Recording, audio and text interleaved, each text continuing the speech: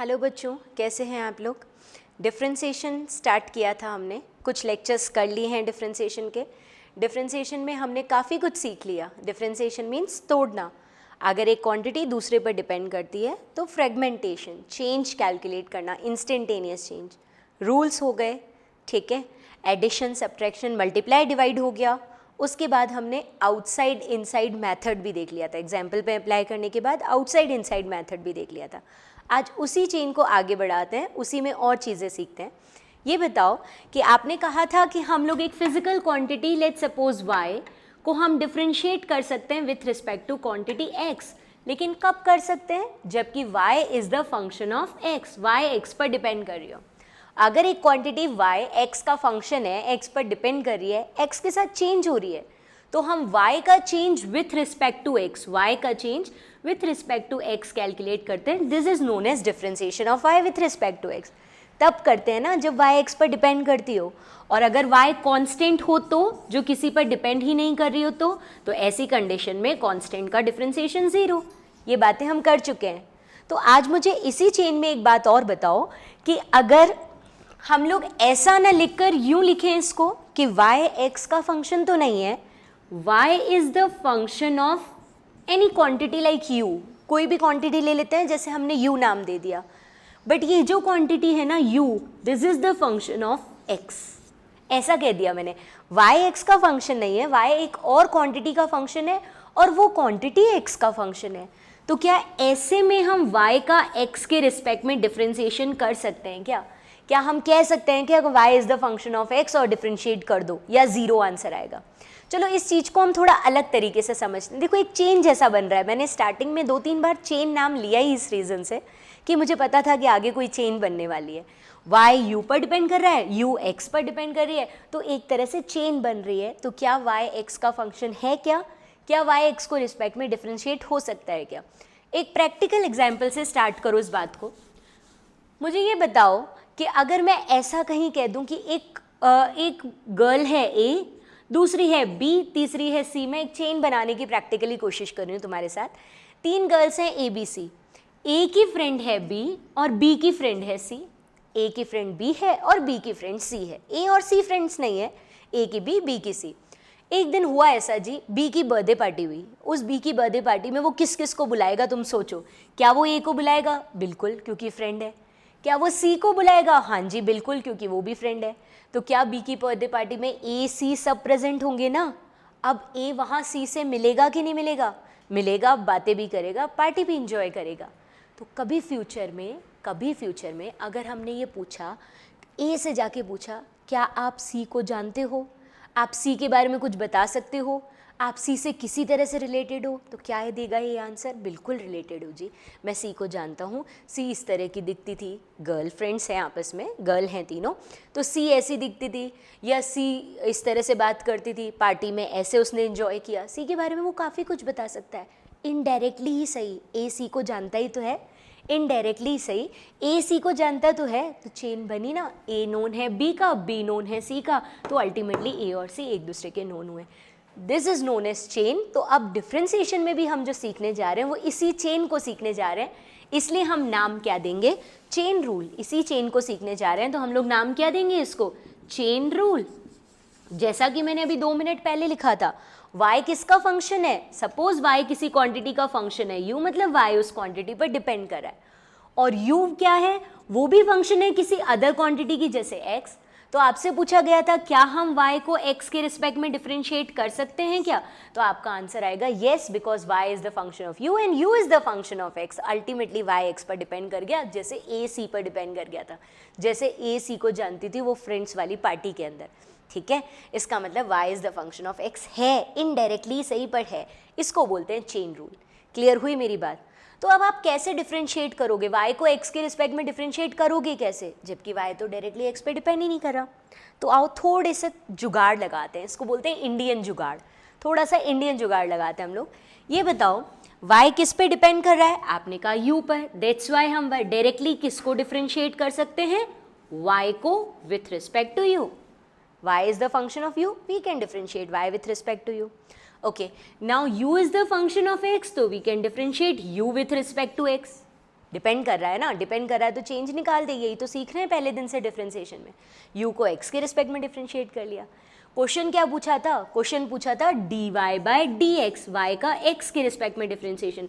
बताओ इन दोनों क्वांटिटी से हम y का x के रिस्पेक्ट में डिफरेंशिएशन निकाल सकते हैं या नहीं, dy बाई डी एक्स निकाल सकते हैं या नहीं। देख रहे हो बोर्ड पे, दिखते ही पता लग रहा है। क्या करूँ, इन दोनों को मल्टीप्लाई कर दो। यहाँ से जो आंसर आया फर्स्ट से और जो आंसर आया सेकंड से, d u by d x, दोनों को मल्टीप्लाई कर दो।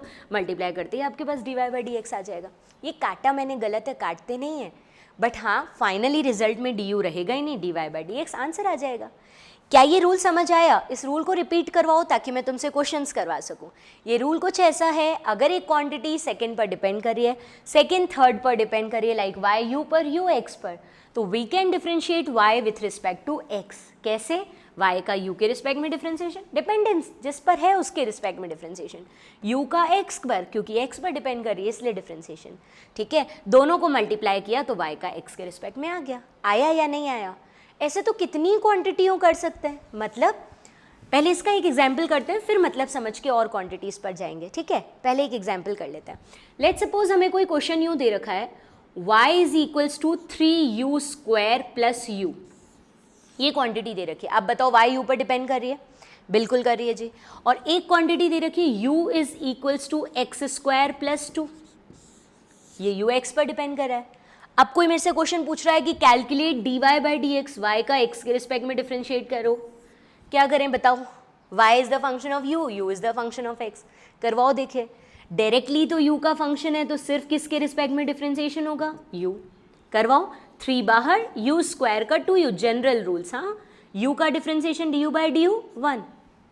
फिर यहाँ करवाओ, u का x के रिस्पेक्ट में करवाओ क्योंकि वो x का फंक्शन है, तो 2x प्लस कॉन्स्टेंट का 0। अब ये मैं डायरेक्ट इसलिए बोल रही हूँ क्योंकि इतने सारे रूल्स इतनी बार सीख लिए, पिछले सारे लेक्चर्स में क्वेश्चंस भी करके देखे। ये बताओ कि dy बाई डी यू क्या आ गया? dy by d u is equals to 6u आ गया। और du बाई डी एक्स क्या आ गया? du by d x is equals to twice of x आ गया।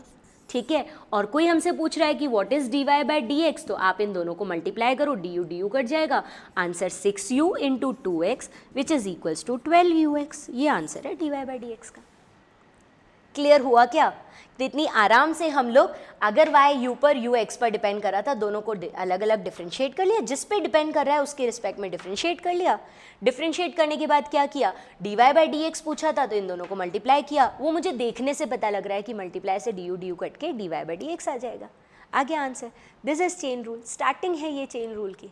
ठीक है, एक और पॉइंट पर, एक और क्वेश्चन पर इसी के साथ डिस्कशन करते हैं, देखें वो भी ऐसे सॉल्व हो सकता है या नहीं।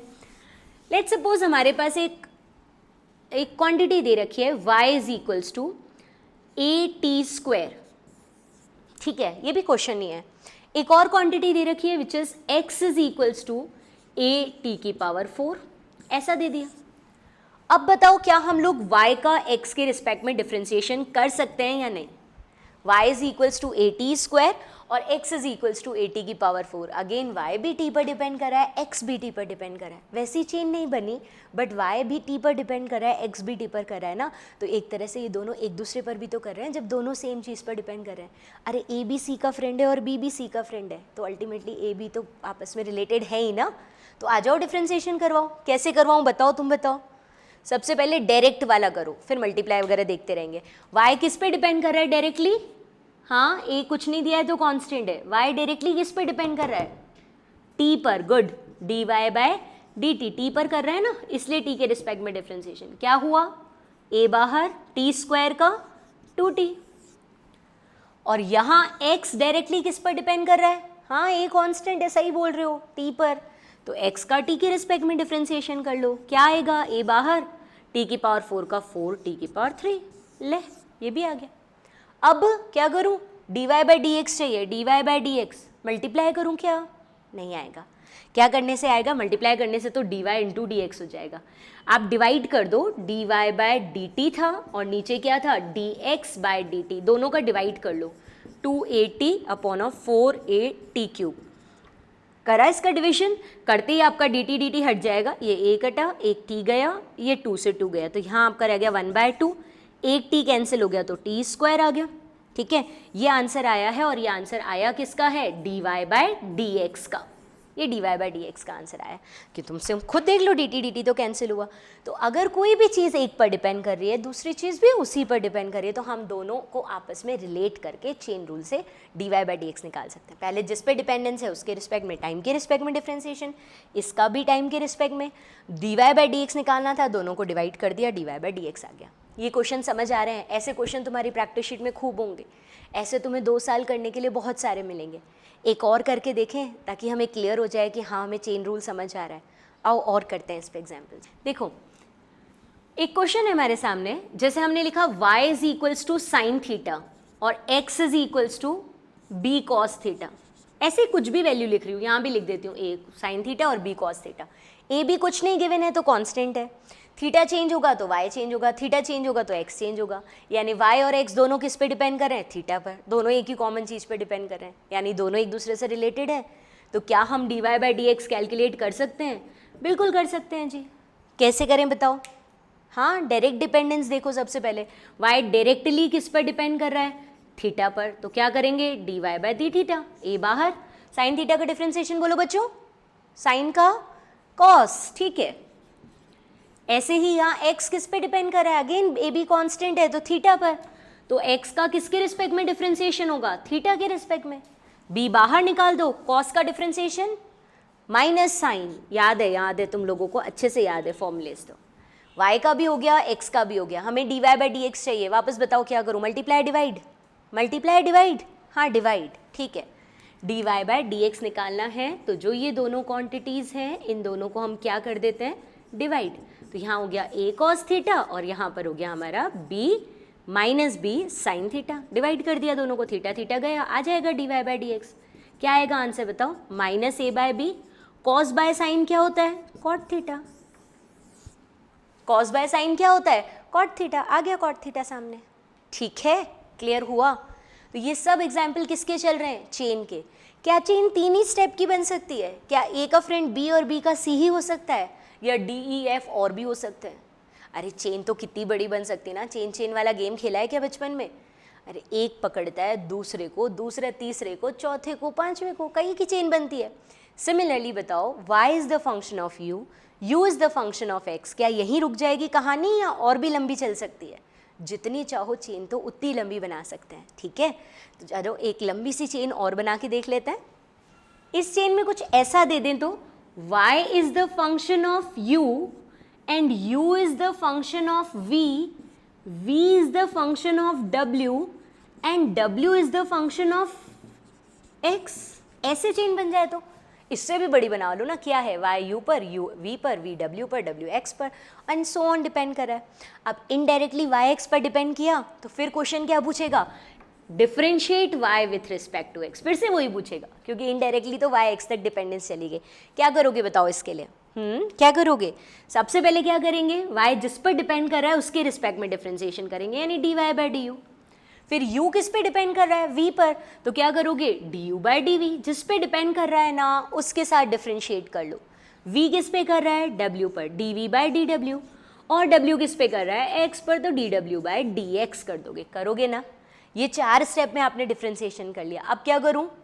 कुछ नहीं, dy बाई डी एक्स चाहिए, देखो कैसे आ सकता है, खुद देख लो। आपने जो भी आंसर्स डिफ्रेंसिएशन से निकाले चारों के उसको मल्टीप्लाई कर देना, ये कैंसिल हो जाएंगे, कैंसिल हो जाएंगे तो dy बाई डी एक्स ही तो बचेगा।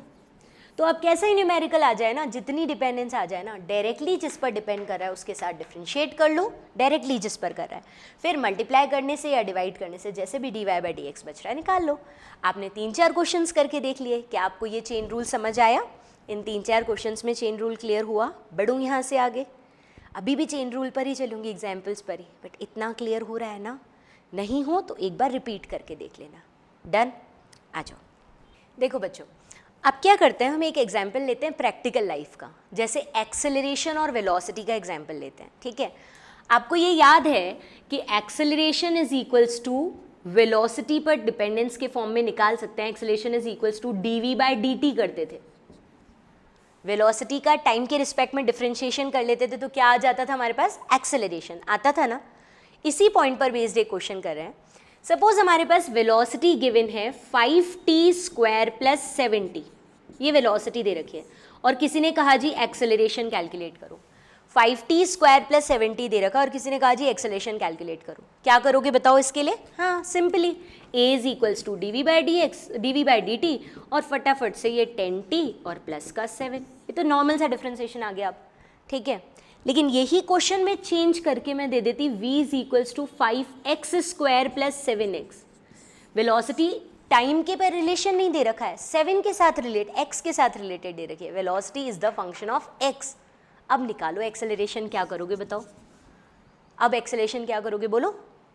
क्या ये कर दूं a is equals to d v by d x और d v by d x करके 5x का ये कर दूं 10x प्लस का 7?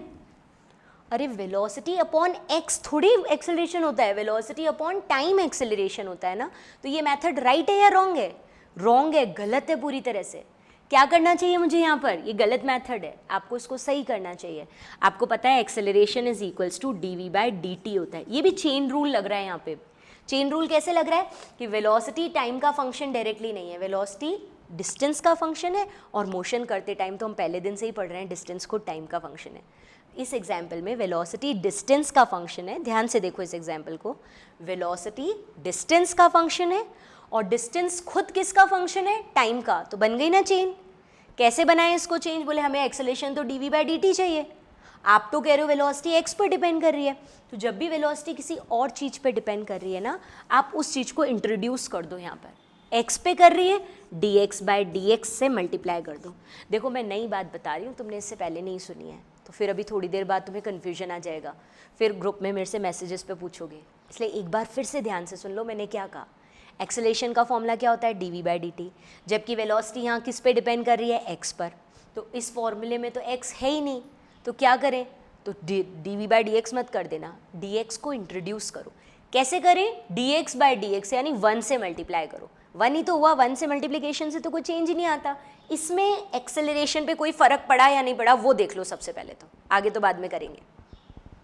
नहीं फ़र्क पड़ा ना, 1 से ही मल्टीप्लाई हुआ। चलो अब इसको थोड़ा सा और सही करते हैं। अगर इसको मैं ठीक करूं तो ये बताओ कि ये क्या है? ये क्या चीज़ दिख रही है आपको? ये क्या है? D x by d T क्या है?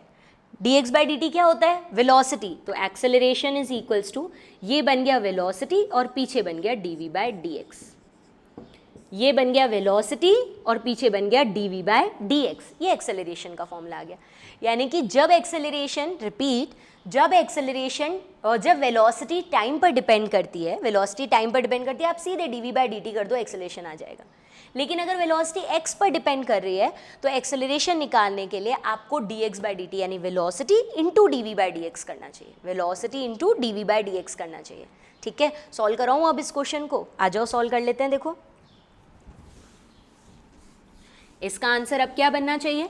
एक्सेलरेशन का formula when velocity depends on x, a is equals to v d v by d x बन जाता है। V d v by d x यानी क्या बन जाएगा? वी की जगह तो ये वैल्यू ही है 5x स्क्वायर 7x, और इसी का डिफ्रेंसिएशन कर लो। 5x स्क्वायर प्लस 7x का डिफ्रेंसिएशन आप जानते हो x के रिस्पेक्ट में 10x प्लस ऑफ 7, और ये आगे वेलोसिटी एज इट इज रहेगी। बताओ जी, कोई प्रॉब्लम हो तो बोलो। यानी आपकी वेलोसिटी अगर टाइम पर डिपेंड कर रही थी, आपका सीधा डिफरेंशिएशन हो रहा था, बट वेलोसिटी अगर x पर डिपेंड कर रही है तो चेन बन रही है, इसलिए उस x को और इंट्रोड्यूस किया, तो एक्सेलरेशन का फॉर्मूला बन गया v dv बाय dx। एक और ऐसा एग्जाम्पल मुझे सॉल्व करके बता दोगे तो श्योरिटी आ जाएगी कि तुम्हें आ गया। ठीक है, फिर आगे बढ़ेंगे हम चेन रूल से। वेलोसिटी गिवन है 8x square plus log x plus cos 4x बोल दो इसको। अब आपसे पूछ लेता है एक्सेलरेशन, क्या फॉर्मूला लगाओगे एक्सेलरेशन निकालने के लिए? dv बाई dt या v dv बाई dx? हाँ, x पे डिपेंड कर रहा है तो v dv by dx। v बाद में लिख देंगे, फिलहाल dv बाई dx का डिफ्रेंसिएशन कर लो। 8x square plus log x plus का cos 4x, क्या बन जाएगा यहाँ से आंसर? है ना, इधर आंसर बन जाएगा, इसका तो डिफ्रेंसिएशन हो गया 16x, लॉग x का 1/x, cos x का हाँ माइनस साइन x, लेकिन साथ में 4 कांस्टेंट बाहर भी आता है। और आगे क्या लिख दोगे? Velocity which is 8x square plus log x plus का cos 4x। जैसी वेलोसिटी थी वो की वही लिख दो। आए इस टाइप के क्वेश्चन, dv बाई dt नहीं, v dv बाई dx, अगर वेलोसिटी x पे डिपेंड करिए तो। चेन रूल के एग्जाम्पल्स थे। डन, चेन रूल अच्छे से क्लियर हो गया। ठीक है, अगले मेथड पर चलते हैं डिफरेंशिएशन के। काफ़ी कुछ सीख लिया, outside inside, chain rules, simple rules, addition, subtraction. एक चीज़ और पर चलते हैं, दैट इज़ मैक्सिमा और मिनिमा। अब अपन क्या कर लेते हैं इसमें, इनको और आगे सीखते हैं। ये बताओ कि आपकी क्लास में एक टेस्ट चल रहा था, हम रूल चालू करते हैं मैक्सिमा और मिनिमा। आपकी क्लास में एक टेस्ट चल रहा था और उस टेस्ट में कोई नेगेटिव मार्किंग नहीं थी, 100 मार्क्स का टेस्ट था, ठीक है, कोई नेगेटिव मार्किंग नहीं थी, 100 मार्क का टेस्ट था। बताओ मैक्सिमम कितने मार्क्स आ सकते हैं किसी भी स्टूडेंट के? 100। अरे पढ़ाई की है ढंग से तो 100 आउट ऑफ 100। और मिनिमम कितने आ सकते हैं? 0, नेगेटिव मार्किंग तो है ही नहीं, मिनिमम 0, मैक्सिमम 100, इतने ही आएंगे ना। तो ये बताओ कि आपके कितने मार्क्स आए? आप ही नहीं पता ना, जब टेस्ट होगा आ जाएंगे तो देख लेंगे। अच्छा, आपकी फ्रेंड के कितने आए वो भी नहीं पता, मैंने भी टेस्ट दिया मेरे कितने आए वो भी नहीं पता। ये मत बोल देना मैडम आपके 100 ही आएंगे, ठीक है। जिसने टेस्ट दिया उन सब के मार्क्स नहीं पता, बट मैक्सिमम कितने आएंगे? 100, और मिनिमम कितने आएंगे? 0। यानी ये दो चीज़ें जो है मैक्सिमम और मिनिमम, उसका आंसर हम सब देख सकते हैं कि 100 और 0 आएगा। इसके बीच के सबके मार्क्स हम बता नहीं सकते। मैं यही बोलना चाह रही हूँ। वाई वैसे तो जैसे मैं इसी बात पर आना चाह रही हूँ यहाँ पर, मैक्सिमा और मिनिमा। हमारा टॉपिक क्या है? Maxima and minima. इसको मैक्सिमम और मिनिमम भी बोलते हैं, मैक्सिमा और मिनिमा भी लिख सकते हैं हम इसको। ये बताओ कि अगर y फंक्शन है x का, then we can differentiate y with respect to x। ये बात तो बिल्कुल ठीक है, लेकिन अगर आप किसी भी फिजिकल क्वांटिटी की मैक्सिमम वैल्यू देखो, जैसे y की मैक्सिमम वैल्यू देखो या y की मिनिमम वैल्यू देखो, जैसे इस वाली कंडीशन में हमारे मार्क्स मैक्सिमम कितने थे? 100, मिनिमम कितने थे? 0, सबको पता था। यानी दिस इज कांस्टेंट और not? Maximum value of y constant है या नहीं है? 100 कांस्टेंट था या नहीं था? मिनिमम मार्क्स 0, ये भी कांस्टेंट था या नहीं था? और कांस्टेंट का डिफरेंशिएशन हमेशा 0 होता है। ये पॉइंट पता है या नहीं पता है? यानी y x का फंक्शन है, y का x के रिस्पेक्ट में डिफरेंशिएशन हो सकता है, लेकिन y की मैक्सिमम वैल्यू और y की मिनिमम वैल्यू ये दोनों ही कांस्टेंट है। किसी भी फिजिकल क्वांटिटी की मैक्सिमम वैल्यू भी फिक्स होती है, मिनिमम भी फिक्स होती है। फिक्स मतलब कांस्टेंट, और कांस्टेंट का डिफरेंशिएशन ऑलवेज 0 होता है। तो अब हम यहीं से अपना पॉइंट स्टार्ट करते हैं कि मैक्सिमा और मिनिमम वैल्यूज़ का डिफरेंशिएशन इज ऑलवेज 0। आओ इसको एक और तरीके से सिखाती हूँ, ग्राफिकल मेथड से। आ जाओ बच्चों, हम लोगों ने ग्राफ तो नहीं सीखे है ना, ग्राफ अभी तक पढ़ा ही नहीं है हमने। टॉपिक आएगा बेसिक फिजिक्स में, ग्राफ का भी एक दिन टॉपिक आएगा, ठीक है। लेकिन अभी ये बताओ कि अगर मैंने कुछ ऐसा कहा कि y is the function of x, अगर y x का फंक्शन है, x पर डिपेंड कर रहा है, तो क्या आपने 10th क्लास तक वो ग्राफ सुने हैं? आप क्या करते थे, x और y दो फिजिकल क्वांटिटीज़ हैं, उन फिजिकल क्वांटिटी को यहाँ एक ग्राफ पेपर आपको मिलता था, आप प्लॉट करते थे वहाँ पर। x की कुछ वैल्यू के लिए y का कुछ आंसर आता था, x की दूसरी वैल्यू के लिए y का और आंसर आता था, और आप अलग अलग शेप का पॉइंट्स मिलाते जाते थे। x की जिस वैल्यू का y का जो आंसर आ रहा है उसके पॉइंट्स मिलाते जाते थे, और कुछ किसी भी शेप का कोई डायग्राम बन जाता था। फॉर एग्जाम्पल इस शेप का बन गया, तो इसको बोलते हैं ग्राफ। दो फिजिकल क्वांटिटी में अगर रिलेशन है तो उस रिलेशन का डायग्राम ग्राफ कहलाता है। मैं फिर से रिपीट कर रही हूँ, दो फिजिकल क्वांटिटी में अगर कोई रिलेशन है तो उस रिलेशन को डायग्राम के फॉर्म में, पॉइंट्स मिला मिला के डायग्राम के फॉर्म में बनाना, जो 10 तक आपने बनाया है उसको ग्राफ बोलते हैं। ग्राफ समझ आ गया किसको बोलते हैं? ठीक है। अब ये बताओ कि ग्राफ में एक टर्म होता है जिसको बोलते हैं स्लोप। ग्राफ का एक टर्म होता है जिसको क्या बोलते हैं? स्लोप। मैं फिर से रिपीट कर रही हूँ। अब मुझे नहीं पता आपने 10th में स्लोप सुना या नहीं सुना, मैं आज बताती हूँ। स्लोप वर्ड का मतलब होता है tan थीटा। जैसे ये कोई ग्राफ बना हुआ है, यहाँ पर ये x और y का कोई ग्राफ बना हुआ है इस तरह का, ठीक है। इसका, इस ग्राफ का x एक्सिस के साथ जो एंगल है थीटा, x एक्सिस के साथ जो एंगल होता है उसी के tan थीटा को स्लोप वर्ड बोलते हैं, है ना। क्योंकि जब तुम डिफरेंशिएशन के क्वेश्चन करने जाओगे तो ग्राफिकल मेथड भी आएगा, क्वेश्चंस में स्लोप भी पूछा जाएगा, इसलिए मैं अभी बता रही हूँ। वापस रिपीट कर रही हूँ मैं अपनी बात को। कोई भी ग्राफ जब बना हुआ होता है तो उसमें एक टर्म आता है स्लोप। स्लोप वर्ड का मतलब होता है tan थीटा, ग्राफ का x एक्सिस के साथ बनने वाले एंगल का tan थीटा। डिटेल्स ग्राफ में जाके बढ़ेंगे। आप बताओ tan थीटा का फॉर्मूला क्या होता है? Perpendicular by base, change in y axis by change in x axis. Perpendicular और बेस, ये होता है tan थीटा। तो होता है ना। लेकिन जब ग्राफ का शेप ऐसा कुछ टेढ़ा आड़ा किसी भी शेप का हो तो हर जगह एक्स एक्सिस के साथ एंगल अलग होगा या सेम होगा? अरे अलग होगा ना हर जगह। तो इस पॉइंट पर अगर मेरे से कोई पूछे स्लोप कितना है, एक पर्टिकुलर पॉइंट पर स्लोप पूछे, तो हम क्या कर देंगे ऐसी सिचुएशन में? पर्टिकुलर पॉइंट का tan थीटा, पर्टिकुलर पॉइंट पर एक लाइन बना दी, टेंजेंट बोलते हैं इस लाइन को, इसका एक्स एक्सिस के साथ एंगल ले लिया और dy by perpendicular by base कर लिया, लेकिन इस पर्टिकुलर पॉइंट के लिए तो मुझे del y by del x लिखना चाहिए या पर्टिकुलर पॉइंट पर चेंजेस बहुत छोटे छोटे होते हैं dy बाय dx लिखना चाहिए? हाँ, एक पर्टिकुलर पॉइंट के लिए स्लोप निकालना है, परपेंडिकुलर बेस करना है, टेन थीटा निकालना है, तो मुझे क्या करना चाहिए, del y by del x या dy बाय dx? अरे एक पॉइंट पे तो इंस्टेंट है ना, छोटा सा चेंज है ना, dy बाय dx बोलेंगे, ऐसे निकालेंगे। यानी कि अल्टीमेटली आपको एक बात पता लग गई कि जब भी किसी ग्राफ का इंस्टेंट पर एक पर्टिकुलर पॉइंट पर, किसी भी पर्टिकुलर पॉइंट पर स्लोप निकालना होता है, आप एक स्ट्रेट लाइन बना दो, उसका एक्स एक्सिस के साथ एंगल निकालो। उसका दूसरा फॉर्मूला हो सकता है dy by dx। dy by dx मतलब डिफरेंशिएशन, y का x के रिस्पेक्ट में डिफरेंशिएशन करने से ग्राफ का स्लोप भी आ जाता है। हाँ, y का, ये मैं ग्राफिकल मेथड में क्वेश्चंस करवाऊंगी तुमसे, y का x के रिस्पेक्ट में डिफरेंशिएशन करने से ग्राफ का स्लोप भी आ जाता है, यानी टेन थीटा भी आ जाता है। ठीक है ना? अब ज़रा इस वाले ग्राफ में देख के मुझे ये बताओ कि आपको अलग अलग पॉइंट देते हैं जिस पर आप स्लोप निकाल के बताना। सबसे पहले आपको बोल रहे हैं ए पॉइंट, क्या खासियत है ए पॉइंट की, क्या स्पेशलिटी है ए पॉइंट में, और क्या स्पेशलिटी है बी पॉइंट में, इसकी क्या खासियत है बी पॉइंट की, ए की क्या है और बी की क्या है? बताओ ए के बारे में क्या दिख रहा है? हाँ बिल्कुल सही बोल रहे हो, ए पॉइंट के लिए y की वैल्यू मिनिमम है, इससे कम कुछ हो ही नहीं सकती, और बी पॉइंट के लिए y की वैल्यू कैसी है, मैक्सिमम है, इससे ज़्यादा कभी हो ही नहीं सकती। देखना कितना आराम से एक मिनट में तुम्हें मैक्सिमम मिनिमा का दूसरा कॉन्सेप्ट भी मिल जाएगा, ग्राफिकल कॉन्सेप्ट। आपने कहा ए पॉइंट पर y की वैल्यू मिनिमम है, बी पॉइंट पर y की वैल्यू मैक्सिमम है, तो जरा चलो ए और बी पर मुझे स्लोप कैलकुलेट करवाओ। ए पर स्लोप कैलकुलेट करवाओ, स्लोप मतलब टेन थीटा, टेन थीटा का फॉर्मूला क्या होता है, dy बाय dx। कैलकुलेट कराओ जरा ए पॉइंट पर एक स्ट्रेट लाइन बनाओ, उसका एक्स एक्सिस के साथ एंगल देखो कितना दिख रहा है, हाँ थीटा 0 डिग्री दिख रहा है। ए पॉइंट पर आपको थीटा कितने डिग्री दिख रहा है, 0 degree, straight line x axis के साथ। टेन 0 की वैल्यू क्या होती है, तो टेन 0 डिग्री की वैल्यू 0 होती है। टेन थीटा स्लोप यानी dy बाय dx 0 आ गया।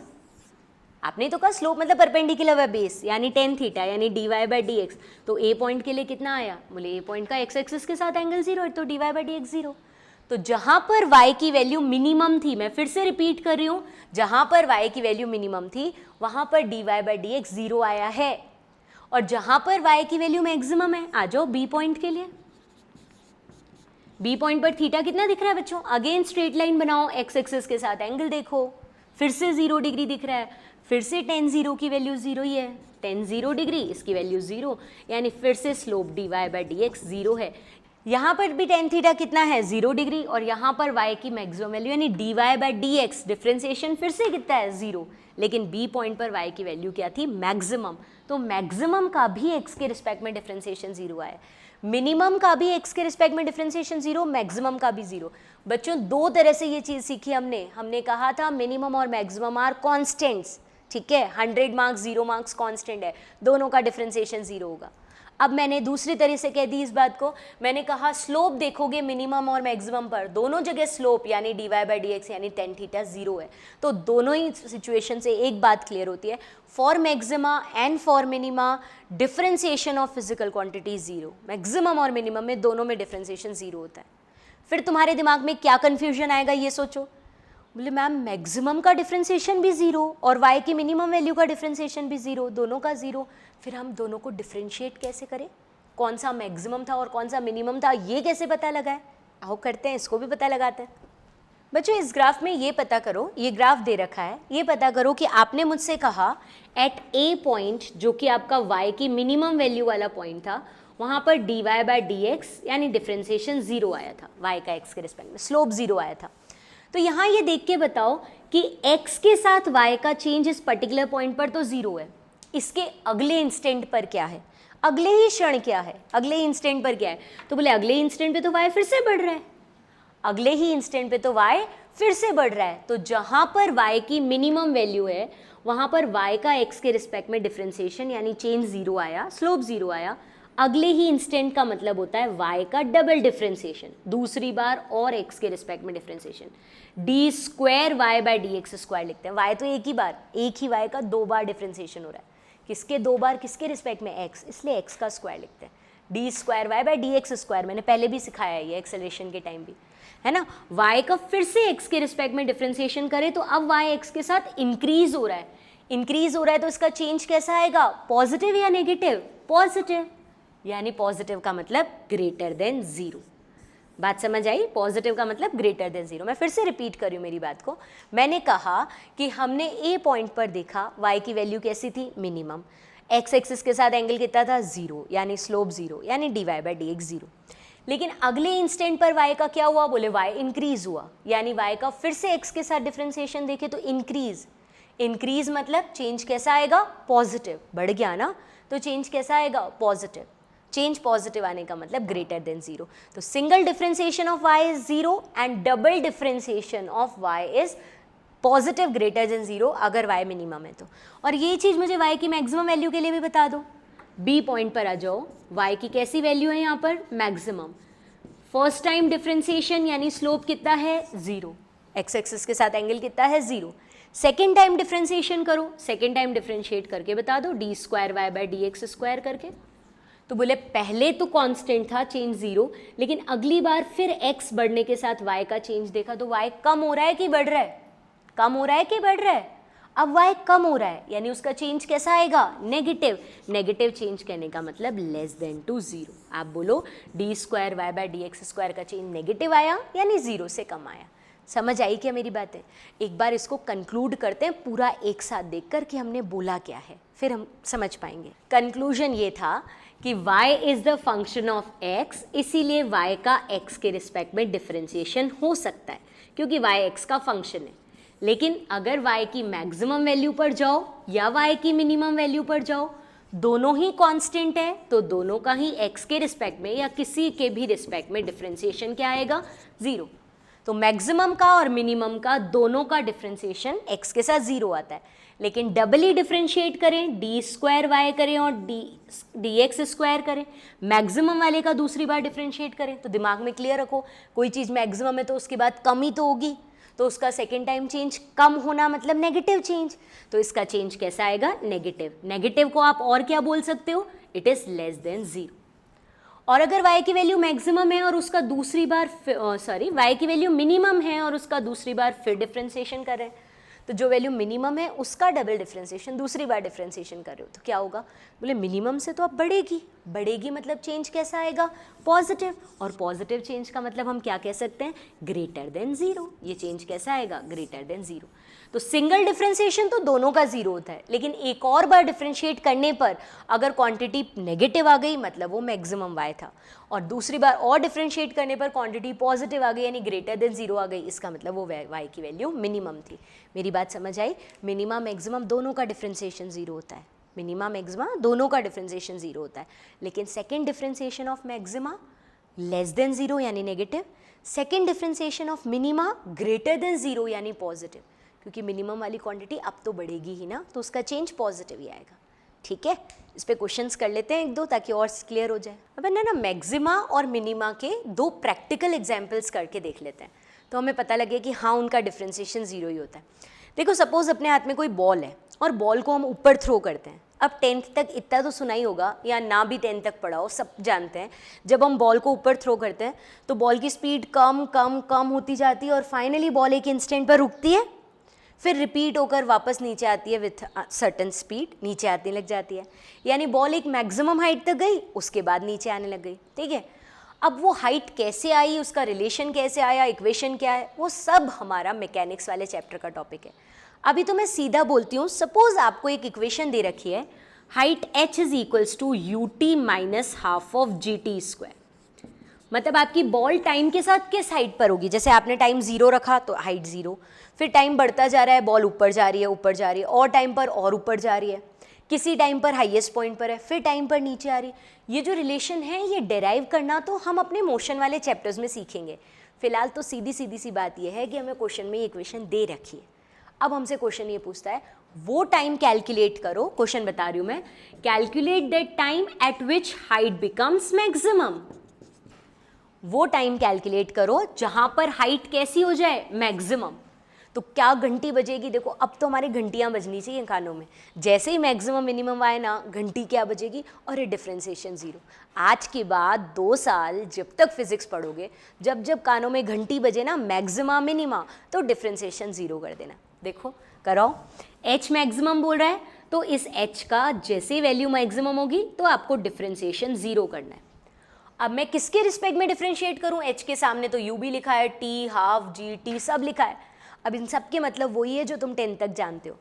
यू क्या होता है, हाँ, इनिशियल वेलोसिटी फिक्स है, जिससे वेलोसिटी से फेंका वो फिक्स, टाइम बार बार चेंज हो रहा है, हाफ फिक्स, ग्रेविटी का acceleration 9.8 fix, half g u जिस वेलोसिटी से थ्रो किया वो तो पहली बार जो दे दी वो दे दी, सब फिक्स है। क्या बदल रहा है, टाइम।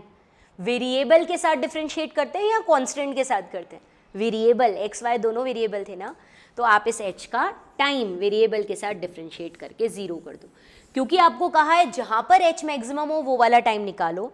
तो एच मैक्सिमम के लिए आपने उस एच को उठाया, वेरिएबल के साथ यानी टाइम के साथ डिफ्रेंशिएट किया, ज़ीरो रख दिया, अपने आप जो क्वेश्चन पूछेगा आंसर आएगा। आओ करें, देखें, पहले डिफ्रेंशिएट तो करें। जब हम इसको डिफ्रेंशिएट करेंगे तो u कांस्टेंट बाहर, dt बाई dt 1, हाफ भी कांस्टेंट, g भी कांस्टेंट बाहर, टी स्क्वायर का डिफ्रेंसिएशन 2t, और आपको इसका डिफ्रेंशिएट करके कितना रखना है, ज़ीरो, अगर आपको h की मैक्सिमम वैल्यू चाहिए तो, अदरवाइज तो आंसर कुछ भी आ सकता है, मैक्सिमम के लिए ज़ीरो। u ये हाफ घट गया, u minus g t is equals to zero, u is equals to g t, time is equals to u by g. अगर हमको इनिशियल वेलोसिटी और ग्रेविटेशनल एक्सेलरेशन पता है, u और g पता है, तो हम वो टाइम निकाल सकते हैं जहाँ h मैक्सिमम है। अब इसका कॉन्सेप्ट कहाँ से आया, बोले इक्वेशन से। अरे इक्वेशन तो हम चैप्टर में सीखेंगे, इक्वेशन से अभी कहाँ से आ गया, नहीं सीख सकते ना। अभी कहाँ से आया कि उसने वर्ड बोला मैक्सिमम, तो हमने उसको टाइम के रिस्पेक्ट में डिफ्रेंशिएट करके ज़ीरो कर दिया मैक्सिमम के लिए। मिनिमम बोलता तो भी यही करते, है ना। डिफरेंस तो सेकेंड डिफ्रेंसिएशन में जाकर आता है पॉजिटिव और नेगेटिव वैल्यूज़ का। पहली बार डिफ्रेंसिएशन तो दोनों का ही ज़ीरो, तो ज़ीरो कर दिया। ज़ीरो लिखते ही हमें टाइम की वैल्यू पूछी थी, हमने टाइम की वैल्यू निकाल दी। आ गया ये क्वेश्चन। एक और क्वेश्चन देती हूँ, जब तक मैं यहाँ बोर्ड क्लीन करूँ तुम्हें उसको पॉज करके उस क्वेश्चन का आंसर निकालने की कोशिश करनी है। मान लो मेरे पास एक डिजिट है 10, मैं रिपीट कर रही हूँ, मेरे पास एक डिजिट है 10, मैंने उसको दो पार्ट्स में डिवाइड किया। 10 डिजिट है, दो पार्ट्स में डिवाइड किया, एक को x बोल दिया, एक क्या बची 10 माइनस एक्स, एक x है तो दूसरी 10 माइनस एक्स। आप बताओ ये दो पार्ट्स कौन से हैं, x और 10 माइनस एक्स कितने हैं, ताकि इनको हम मल्टीप्लिकेशन मैक्सिमम आए। ठीक है, 10 को दो पार्ट्स में डिवाइड कर दिया, इस तरह से कर दिया ताकि उनका मल्टीप्लिकेशन मैक्सिमम आए। बताओ वो दोनों पार्ट्स कौन से हैं, करो सॉल्व। 10 को दो पार्ट्स में डिवाइड किया तो एक बोल देते हैं हम x, तो दूसरा क्या बचा 10 माइनस ऑफ x, तभी तो दो पार्ट्स होंगे, एक x दूसरा 10 माइनस एक्स। क्या बोला इन दोनों का मल्टीप्लिकेशन मैक्सिमम हो, कर दो इन दोनों को multiply, x into 10 minus x, ये आपको मैक्सिमम चाहिए। तो पहले मल्टीप्लाई करो तो सही, क्या आएगा multiplication 10x minus of x square. आप चाहते हो कि ये वाली क्वांटिटी मैक्सिमम हो। अब ये क्वांटिटी मैक्सिमम कब हो सकती है, हाँ ये क्वांटिटी मैक्सिमम कब आ सकती है, जब इस क्वांटिटी का डिफरेंशिएशन जीरो हो जाए, यानी कि 10x minus of x square का डिफरेंशिएशन किसके रिस्पेक्ट में करो, हाँ ये क्वांटिटी x के साथ चेंज हो रही है तो x के रिस्पेक्ट में डिफरेंशिएशन जीरो कर दो। अगर आप चाहते हो कि इन दोनों का मल्टीप्लिकेशन मैक्सिमम आए तो आप इस क्वांटिटी को, इस मल्टीप्लिकेशन को x के रिस्पेक्ट में डिफरेंशिएट करो जो वेरी कर रहा है, डिफरेंशिएट करके जीरो कर दो तो अपने आप आंसर मैक्सिमम वाला आएगा। देखो क्या आएगा, 10x का डिफरेंशिएशन क्या आएगा बच्चों, डिफरेंशिएशन करके जीरो कर देगा मतलब ये नहीं है कि जीरो मैक्सिमम है, मैक्सिमम क्वांटिटी का डिफरेंशिएशन जीरो होता है क्योंकि मैक्सिमम क्वांटिटी कांस्टेंट होती है।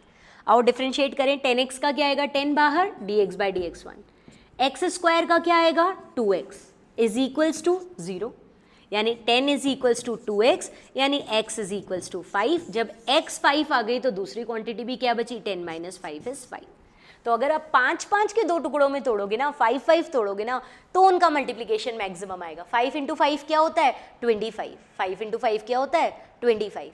अच्छा अगर मान लो मैं 5 के दो टुकड़ों में नहीं तोड़ती और मैं कहती 4 और 6, तो 4 6 are 24, देख कम आया ना। मैं कहती 3 और 7, तो 3 7 are 21, देख और कम आया। मैं कहती नहीं 2 और 8, तो 2 8 are 16, और कम आया। मैं कहती ना 1 और 9, तो 9 ही आया। अरे कम आ रहे हैं ना सारे, सबसे ज़्यादा कब आया, जब 5 × 5 था, तो मैक्सिमम मल्टीप्लिकेशन चाहिए था, देख मैक्सिमम वर्ड आया इसलिए डिफ्रेंसिएशन 0 किया। तो ऐसे हर क्वेश्चन जहाँ मैक्सिमम मिनिमम वर्ड आए तुम लोग डिफ्रेंसिएशन 0 कर देना, ठीक है, समझ आ रहे हैं ये क्वेश्चंस, है ना। मैक्सिमा मिनिमा भी हो गया, डिफ्रेंसिएशन ऑलमोस्ट कंप्लीट है, हर कॉन्सेप्ट में तुम्हें डिफ्रेंसिएशन का सिखा चुकी हूँ, सारे प्रैक्टिस शीट सॉल्व करना, 1-2 क्वेश्चंस न्यूमेरिकल बोल रही हूँ, उन न्यूमेरिकल के आंसर बता दो ताकि आपको और क्लियरिटी आ जाए। देखो बच्चों, आपको एक क्वेश्चन दे रखा है जिसमें दिया है कि एक सर्कुलर प्लेट है, ये अब मैक्सिमा मिनिमा के नहीं है, ये तो अदर क्वेश्चंस कर रहे हैं हम लोग। एक सर्कुलर प्लेट है, इस सर्कुलर प्लेट की रेडियस दे रखी है, रेडियस दे रखी है मान ले कि 20 सेंटीमीटर, कितनी दे रखी है, 20 सेंटीमीटर, सर्कुलर प्लेट की रेडियस दे रखी है 20 सेंटीमीटर, ठीक है। और साथ में ये और दे दिया कि इसकी radius per unit time change हो रही है, बढ़ रही है, इंक्रीज हो रही है इसकी रेडियस, कैसे इंक्रीज हो रही है, 0.1 सेंटीमीटर पर सेकेंड, अरे बाप रे, 1 सेकेंड के बाद 0.1 बढ़ी, फिर बढ़ गई, फिर बढ़ गई, यानी ये प्लेट बड़ी होती जा रही है। तो बता कि रेडियस इंक्रीज हो रही है तो एरिया भी इंक्रीज हो रहा होगा क्या, अगर इसमें रेडियस इंक्रीज हो रही है विद द रेट, टाइम के साथ कोई भी चेंज होता है उसको क्या बोलते हैं, रेट, तो रेडियस चेंज हो रही है 0.1 सेंटीमीटर पर सेकेंड, एक सेकेंड में इतनी चेंज हो रही है, तो बता एरिया भी चेंज हो रहा होगा क्या इसका, हाँ, रेडियस बढ़ेगी तो एरिया बढ़ेगा। तो क्वेश्चन यही है कि एरिया में चेंज की रेट निकालो, ये भी डिफ्रेंसिएशन के क्वेश्चन बनते हैं, देखना कैसे डिफ्रेंसिएशन के बनते हैं। आपको बोला रेडियस ये गिवन है, रेडियस पर सेकेंड इतनी चेंज हो रही है, तो बता एरिया में चेंज की रेट, रेट मतलब पर यूनिट टाइम, 1 सेकेंड में एरिया कितना चेंज हो रहा है। तो पहले तो सबसे पहले ये बता दो कि एरिया ऑफ अ प्लेट होता क्या है, सर्कुलर प्लेट के एरिया का फॉर्मूला क्या होता है, हाँ जी बिल्कुल ठीक, πr²। अब आपको क्या करना है, ए नहीं चाहिए, एरिया नहीं चाहिए, dA/dt चाहिए, dA/dt का मतलब क्या करें, πr² और ये dt चाहिए, /dt चाहिए, ऐसा ही चाहिए ना, यही तो करना चाह रहे हो। अच्छा चलो करते हैं इसको, आओ बताओ, ये बताओ कि चलो dA/dt तो ठीक है, इधर से क्या कांस्टेंट है, पाई, चेंज क्या हो रहा है, रेडियस। पर फिर बच्चों प्रॉब्लम में आ गए हम लोग, कैसी प्रॉब्लम में आ गए बताओ, आर चेंज हो रहा है, रेडियस टाइम के साथ चेंज हो रही है ना, लेकिन रेडियस का स्क्वायर है और नीचे टाइम है, r², r की पावर n का डिफ्रेंसिएशन r के रिस्पेक्ट में हो सकता है, x की पावर n का x के रिस्पेक्ट में हो सकता है, x का टाइम के रिस्पेक्ट में थोड़ी हो सकता है, r की पावर 2 का dt के रिस्पेक्ट में नहीं हो सकता। क्या करूं, चेन रूल, यहाँ भी चेन रूल काम करेगा।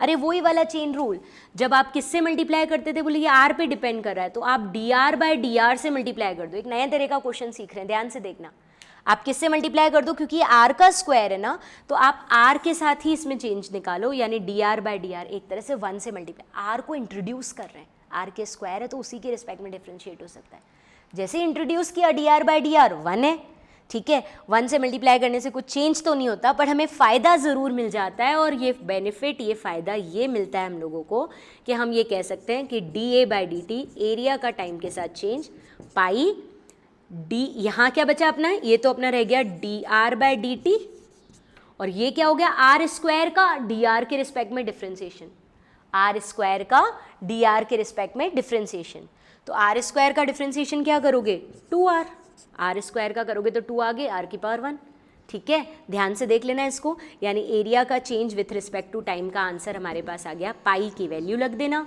dr/dt हमें क्वेश्चन में 0.1 दे रखा है, 2 × r हमें 20 सेंटीमीटर दे रखा है, यानी हो जाएगा 2 × 2 40 × 0.1 4 पाई। इस क्वेश्चन को समझने की ज़रूरत है, ये क्वेश्चन बहुत अच्छा है।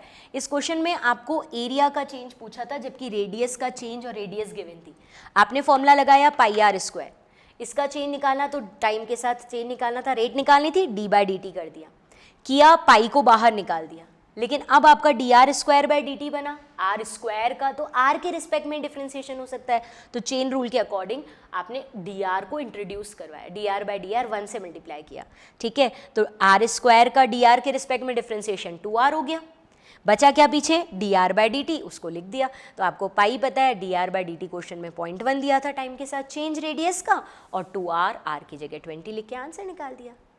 क्वेश्चन आया क्या समझ, ऐसे क्वेश्चंस भी आते हैं, ऐसे क्वेश्चंस भी डिफरेंशिएशन के क्वेश्चन की तरह ही कंसिडर होते हैं, क्लियर, हाँ जी। तो इस क्वेश्चन के साथ हमने डिफरेंशिएशन के बारे में ऑलमोस्ट सारी बातें कंप्लीट कर ली है, बहुत कुछ सीख लिया, हर तरह का मेथड सीख लिया, सारी प्रैक्टिस शीट, सारे नोट्स आपको डिफरेंशिएशन के सॉल्व करने हैं, और बताते चलना है।